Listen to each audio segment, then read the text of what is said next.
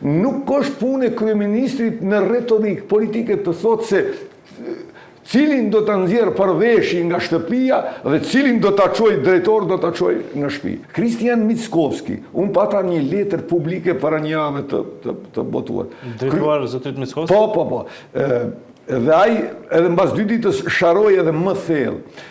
Ky kryeministër ashiqare sillet si prokuror, si gjykatës, si polic.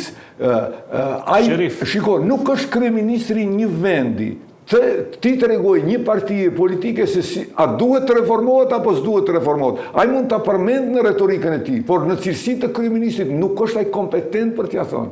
Reformimi një subjekti politik, kushdo që tjetë ajo, edhe BDI-a, i takon antarësisë dhe organeve të partisë konkrete. Nuk i takon një kryeministri.